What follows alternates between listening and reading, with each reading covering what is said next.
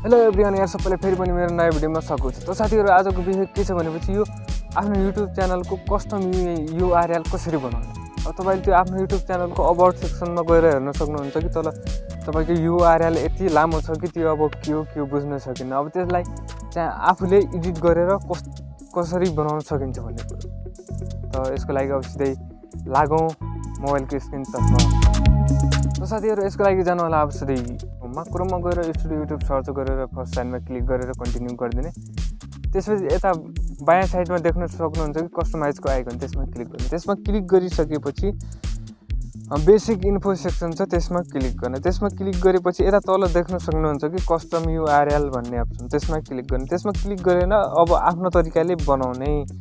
अब के कस्तो बनाउने, जस्तै अब त्यहाँ आफ्नो च्यानलको नाम राख्नु पनि सकिनेछ त्यो लास्टमा होइन।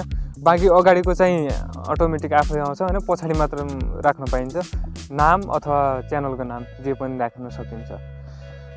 त्यो राखिसकेपछि अब माथि पब्लिसमा क्लिक गरिदिने र त्यो अब पब्लिस भइसकेको छ। र अब तपाईँ त्यहाँ युट्युब च्यानलमा गएर आफ्नो अबाउट सेक्सनमा गएर त्यहाँ देख्न सक्नुहुन्छ कि तल youtube.com/c/ अनि त्यसपछि तपाईँले अघि के राख्नु भएको थियो त्यही छ। जस्तै मेरो रमेश दामी 97 छ। र यति नै हो। तपाईँहरूले देखिहाल्नुभयो कि कस्टम युआरएल कसरी बनाउने आफ्नो च्यानलको। र यसको लागि अब सबै च्यानलहरूमा यो कस्टम युआरएल भन्ने अप्सन नमिल्न पनि सक्छ।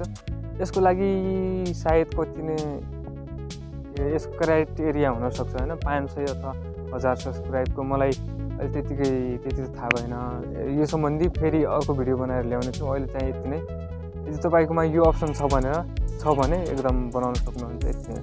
र ज्यादा भिडियो लाइक गरिदिनु, लाइक च्यानललाई गरिदिनु, सब्सक्राइब